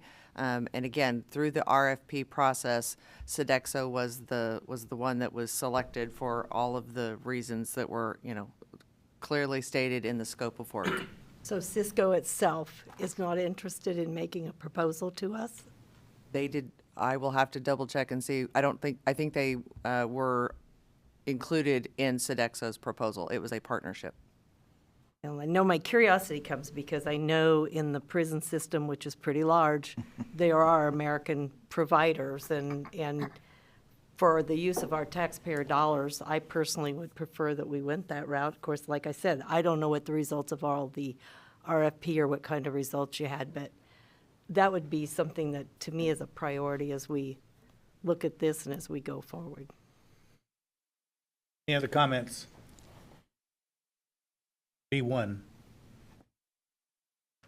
Roll call, please. Regent Schroeder, Yes. Regent Lacey, Yes. Regent Calamari, Regent Wilkins. Yes. Regent Wilmot, Yes, reluctantly. Regent Clare, Yes. Regent Kenny, Yes. Regent Makavika, Yes. Regent Schaefer, Yes. Regent Shear, Yes. Regent Stark, Yes. Regent Whites. Yes. Motion passes. Thank you. Now we drop down to B2. Is there a motion to approve B2? So moved. Which has been made in second. Any comments on B2? I'm going to abstain from voting because I sit on Union Bank and Trust's Board of Directors. Any other comments? Libby? Yeah, I was able to work on this RFP at the campus level, and UBT has been such a good partner with us for students, for faculty, for staff. They also offer some really cool programs with student workers. And so there are some students that work for UBT within the union. And so, yeah, excited for them to continue on supporting the university. Thank you. Anyone else? Barb? I understand that we will have an ATM and we'll take a fee. Does the fee go to them or does it come to the university? Ian? The fee would go to UBT. Okay. Anyone else? Roll, please. Regent Calamari. Just one more question. For the fee for the ATM, I'm not sure if anybody would know this, but are students who they bank with UBT charge that? No. No. Okay. No. Just good. People like me. Right. Other people. Got it. Anyone else? Roll, please. Regent Lysy. Yes. Regent Calamari. Yes. Regent Wilkins. Yes. Regent Schroeder. Yes. Regent Kenny. Yes. Regent Makovica. Yes. Regent Schaefer. Yes. Regent Shear. Yes. Regent Stark. Yes. Regent Whites. Yes. Regent Wilmot. Yes. Motion passes. Thank you. We'll now move on to item 11B3 and 11B4, which we will again outline from the University of Nebraska Medical Center separately, and the board will be asked to vote on them together. And again, if any regent wishes to extract any matter herein and have that considered separately, they're certainly encouraged to do so. Item 11B3 seeks your approval for the naming of a facility at the Fred and Pamela Buffett Cancer Center. Nebraska Medicine is currently constructing a new proton therapy space within the Fred and Pamela Buffett Cancer Center located on the UNMC 42nd Street campus. Proton therapy, for those of you that are not aware, is a cutting-edge technique form of external beam radiation therapy to treat many types of cancer in adults and particularly children with added precision and safety, and is currently the only available at limited sites across the nation. This technology will complement the treatment options currently provided at the Buffett Cancer Center. This project is funded by both very significant philanthropic support and routine capital provided by Nebraska Medicine. The principal donor for the project requests to name the new space to honor Dr. Charles Enck, Chair of the Department of Radiation Oncology in the UNMC College of Medicine. Chuck is duly employed by Nebraska Medicine and UNMC. As a result, he serves as a leader in clinical care at the Cancer Center and has worked very hard to bring this truly state-of-the-art technology to Nebraska. However, our Board of Regents policy 6.2.7.3 subsection B provisions must be expressly waived by the Board of Regents for naming a minor facility for an individual currently employed by the university. The next item in this group is item 11B4 that seeks your approval for property management agreement for UNMC residences. Under the RFP, UNMC has engaged with a third-party property manager, Burlington Capital, to support the ongoing operation and maintenance of the newly developed UNMC Residences student housing facility. In order for the manager to carry out routine operational responsibilities effectively, the manager must be authorized to perform certain maintenance and repairs on behalf of UNMC within defined parameters which are established within the management agreement. Maintenance or repairs outside of these parameters defined in the agreement require written authorization from UNMC, and in addition, management agreements permit the manager to respond to emergency situations where emergency action is required to address risks to life, property, resident safety, and continuity of essential services at UNMC residences. This is very similar to arrangements we have on our other campuses with residence halls. These items were, again, extensively reviewed by the Business and Finance Committee, and I now formally recommend them to you for your consideration. President, is there a motion to approve 11B3 and 11B4? I'll move and waive the naming for Dr. Any other discussion? Roll, please. Regent Calamari. Yes. Regent Wilkins. Yes. Regent Schroeder. Yes. Regent Lysy. Yes. Regent Kenny. Yes. Regent Makovica. Yes. Regent Schaefer. Yes. Regent Shear. Yes. Regent Stark. Yes. Regent Whites. Yes. Regent Wilmot. Yes. Regent Clare. Motion passes. The next item is 11B5 that seeks your approval of the intermediate design information for the Biomechanics Research Building Phase 3 addition at the University of Nebraska at Omaha, and to approve the project budget revision and execution of a standard form GMP or Guaranteed Maximum Price contract. Regents Policy 6.3.62 subsection E, by the way, stipulates that the intermediate design shall be submitted to the Board of Regents Business and Finance Committee as part of the project approval phase and reserves authority to approve and execute construction contracts over $7.5 million to the Board of Regents. The program statement for the Biomechanics Research Building Phase 3 addition was approved by the Board of Regents on April 11th, 2025, and there have been no material changes to the project scope or budget since the program statement was approved.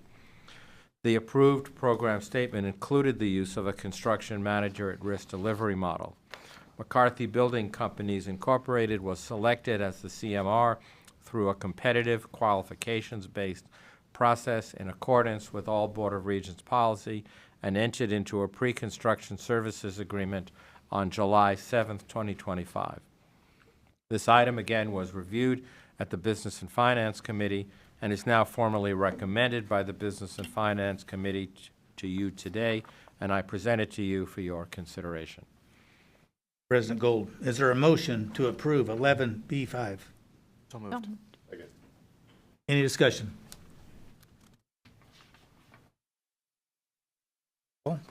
Regent Wilkins? Yes. Regent Schroeder? Yes. Regent Lacey? Yes. Regent Calamari? Yes. Regent Makovica? Yes. Regent Schaefer? Yes. Regent Shear? Yes. Regent Stark? Yes. Regent Whites? Yes. Regent Wilmot? Yes. Regent Clare? Regent Kenny? Yes. Motion passes. Moving on to executive. 11C1 seeks your approval for the University of Nebraska Board of Regents calendar for the academic year 2026-27 per bylaw 1.4. Each committee and the regents individually have been extensively reviewed and provide feedback for each agree to the dates herein. There is a motion to approve 11C1. So moved. Second. Second. Any discussion on the calendar? I was curious, were we able to identify a time when we can have one of our meetings at NCTA? We are currently working on it, potentially April. I have reached out and we'll get working on it. That's good. Anything else? Roll call, please. Regent Schroeder? Yes. Regent Lacey? Yes. Regent Calamari? Yes. Regent Wilkins? Yes. Regent Schaefer? Yes. Regent Shear? Yes. Regent Stark? Yes. Regent Whites? Yes. Regent Wilmot? Yes. Regent Clare? Yes. Regent Kenny? Yes. Regent Makovica? Yes. Motion passes. Item 11C2 seeks your approval to certain changes in Chapter 1 through 3 of the policy of the University of Nebraska Board of Regents.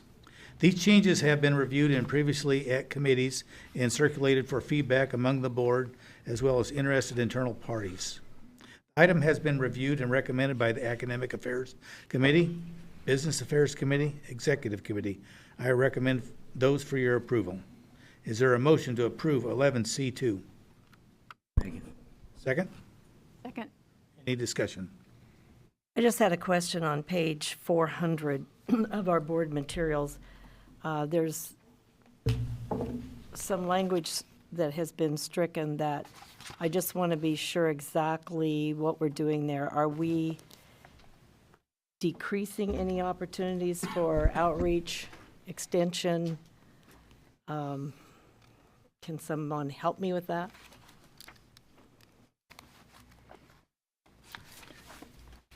It is, if I need to be more specific, hang on, it is. $3.99.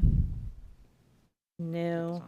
No, It's I think on- she's referring to 400.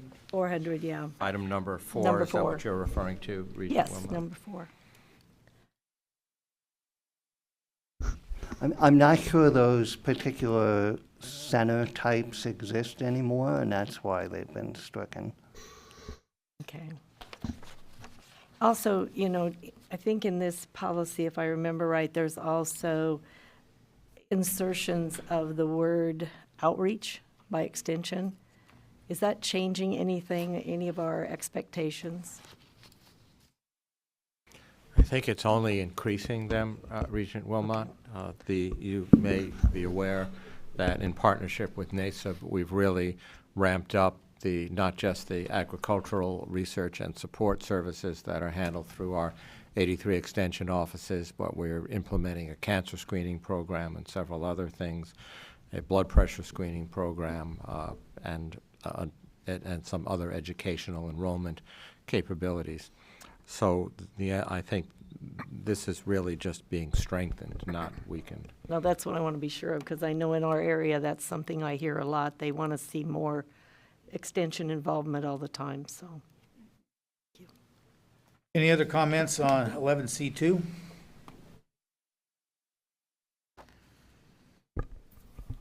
Roll, please. Regent Lacey? Yes. Regent Calamari? Yes. Regent Wilkins? Yes. Regent Schroeder? Yes. Regent Shear? Yes. Regent Stark? Yes. Regent Whites? Yes. Regent Wilmot? Yes. Regent Clare? Regent Kenny? Yes. Regent Makovica? Yes. Regent Schaefer? Yes. Motion passes. Now we'll take a look at section 1.3.2, standing rules of the Board of Regents. 11C3 seeks your approval for the amendments to section 1.3.2 of the standing rules of the Board of Regents of the University of Nebraska. These changes are to make standing rules consistent with the Executive Committee's charter imposed in 2025. These changes have been reviewed and previously by committees and published for information December 5th, 2025 meeting of the board. The item has been reviewed and recommended by the committees. I recommend for your approval. Is there a motion to approve 11C3? So moved. Or second? Second. Any comments? Just a question, if I may. Sure. Just in reviewing the language, and maybe I'm looking at an outdated version, but I believe that when the Board of Regents changed the bylaws to have a chair and a vice chair, and did not designate the vice chair as a chair-elect, is that right? Yes. Katie? Yes, that's correct. Yet this amended policy refers to the chair and the chair-elect. So it probably should be a secondary amendment to be the chair and the vice chair. Mine says vice chair. I see it as the executive committee shall consist of the chairperson, vice chairperson, the chair of academic affairs committee of the board, and the chair of the business and finance committee, and 2 student regents, both appointed by the chairperson. Another elected regent may be selected by the chair if the chair-elect is also the chair of one of the above 2 committees. Yeah, so it's the second. Meaning the chair-elect of, if Paul were the chair of business and finance, he would have the right to put another member on the board. I appreciate that, but I think the designation of the term of art, chair-elect, doesn't really exist in our bylaws anymore. It should be vice chair. But that's not the intent. I get what you're saying. The intent is not that it's the vice chair. The intent is that if one of the chairs of the 2 committees is already on the board by virtue of being either the vice chair or the chair, then the chair, Paul, selects another member. Chair of the board instead of chair. So including vice chair in that. That's probably. It could be clarified by saying another elected regent may be selected by the chair if the chair of one of the aforementioned committees is also yeah. Lost in the chair-elect part. I think if we just simply if the chair or vice chair or one of the 2 Yes. committees is the Right. clarification. That's the clarification. Yes. So, of record. That would be a friendly amendment, I would say. Yes, to clarify the language, and I think this is just clarification language, which is valid. Another elected regent may be selected by the chair if the chair or vice chair is also the chair of one of the above 2 committees. Exactly. Thank you. Thank you. Thank you for that, President Gold. Who made the motion and second? Friendly amendment. So would you accept that? Any further questions on that? Roll, please. Regent Calamari. Yes. Regent Wilkins. Yes. Regent Schroeder. Yes. Regent Lacey. Yes. Regent Stark. Yes. Regent Whites. Yes. Regent Wilmot. Yes. Regent Clare. Regent Kenny. Regent Makovica? Yes. Regent Schaefer? Yes. Regent Shear? Yes. Motion passes. Approve the addition of section 1.2.1 of the standing rules of the Board of Regents. 11C4. Item 11C4 seeks your approval to an addition to section 1.2.1 of the standing rules of the Board of Regents. This change will clarify which regions are able to run for chair or vice chair each election year. If the addition were approved, each district, as outlined, the standing rules would be able to run for chair or vice chair only during prescribed periods. This is created to achieve parity in leadership across the districts of the state of Nebraska. Item has been reviewed and recommended by committees. Motion to approve 11C4. So moved. I'll second. For a second. Any discussion? Yeah, I will abstain from this vote just because at this time I don't understand the whole process. So I'll abstain. I'd like to speak to this, and we've had a few conversations since this first came up, and the idea behind it is not that there have been bad leaders, but when we come as representatives of 165,000 households in my particular District 8, we represent that district, and it feels as though it's important that the leadership of the whole Board of Regents should be rotated. And that's what I was told when I first joined, was that there was a rotation, and we honored the chair leadership of each district by rotating the chairship. Since then, there's been no rotation. There's been kind of a circular, and I know because I've been on the losing end of 3 elections, so I kind of know that we've kind of stayed in kind of one lane. And I really believe our state is diverse enough, and we bring different perspectives enough that we need to be more representative in our board leadership, because that person leads the executive committee that meets on behalf of the board between board meetings.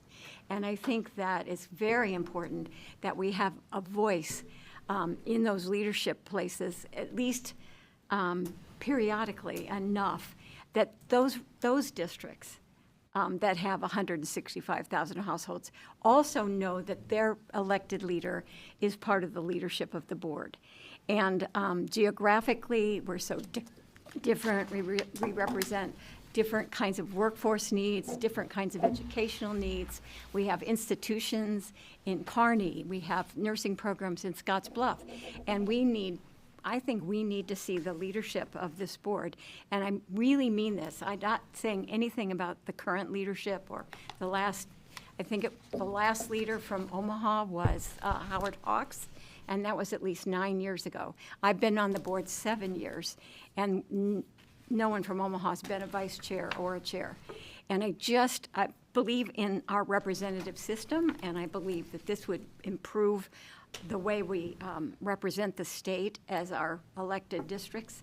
And so I would really urge that we try this. I mean, we can, 2 years from now, if we say, nah, it's not going to work, we can reconsider it. But I think we ought to at least give an effort towards a more representative leadership rotation than what we have right now. So, thank you. I'd also like to comment on that. This is the first time in about 150 years that we're looking at a 2-year term. We voted on this twice before and we voted it down. There are 600,000 people, voters, in eastern Nebraska. That's all of Omaha, most of Elkhorn, and most of part of Sarpy County, Bellevue. They have not been represented in the chair, vice chair, or numerous committees or executive committees. And I have received a lot of questions from people, why is that happening? And I don't have the explanation for that. So I am very strongly in favor of rotation. We didn't particularly want to go to 2 years because that gives not everybody a chance to rotate. And there was a time that when I've talked to some of my colleagues, that's why the board got along so well, because everybody had a chance to be a leader. But things are changing. So I think this is a very important vote for the people of Omaha, eastern Nebraska, and those 3 areas that we mentioned. Anyone else? I want to say I don't disagree with what's been said today. When I got on the board, it was just a informal rotation, and it worked out great when I first got on the board. I think you think back to our legislature when we wanted to get rid of term limits, and because specifically we wanted to get rid of 1 senator, and the term limits did that. He ended up being the last one to go out, but it created some negativity because it lacked some institutional knowledge. It lacked some, has created difficulties, I think, for lobbyists with the relationships, et cetera. Those were unintended consequences of that action. And while I agree 100% with the of trying to rotate more with our board leadership, I'm concerned about the formalities set forth in a designated area of unintended consequences. I don't know what those would be, but I'm afraid of the potential of that happening. And so while I agree with the comments that have been made, I'm going to vote no on that particular issue. Anyone else? Over here. As a student region, I think we're in an interesting position because we serve on the board, but we are also constituents and have our representatives also on the board. And as a voter in an Omaha district, I think that it's very important to have like different regions represented in board leadership. I think it matters to all the voters across the state because, as previously mentioned, the voters across the state have very different opinions, especially with how the university should be run, and they represent that through voting. But on the board itself, we haven't really seen all those regions represented. So I think it would be a positive to see a little bit more rotation between the different areas of Nebraska. If I might add to everyone's point, I do think when I read this that this also just provides further clarification that there isn't a region or regent or plural regions that are more important than others. I think all regions, 1 through 8, are important, and so are the elected regions 1 through 8. And so I think this just solidifies that in that everyone is getting equal representation from over the course of their elected officials' time on the board. And so I think it's super important that we consider this.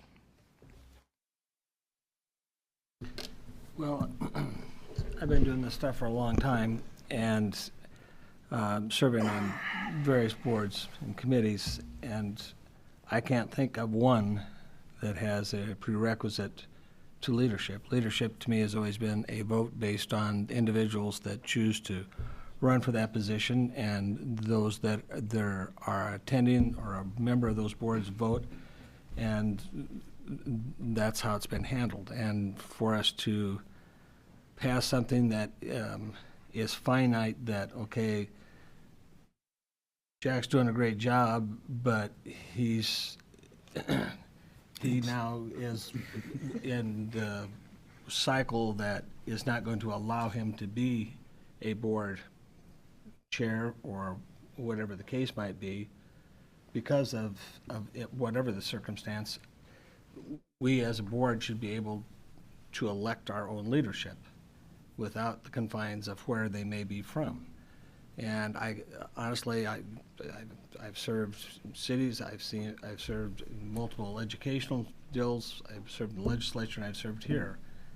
And I think there's a reason that's not part of anything that I can think of, is because they are assuming that leadership will be chosen by their fellow members based on the ability of those people in those positions. And I don't think we should hamstring any board to have to select somebody from a specific reason simply because of a time issue. I understand that maybe there hasn't been leadership, but I think there's probably things that are cyclical as well. And that, if we go back, there may have been, I don't know, I'm just saying, there could have been 3 or 4 chairmen consistently from Omaha or Lincoln and not the outstate. So I will be voting no just because I can't think of another institution that I've ever been affiliated with that specifies a residency position for leadership position.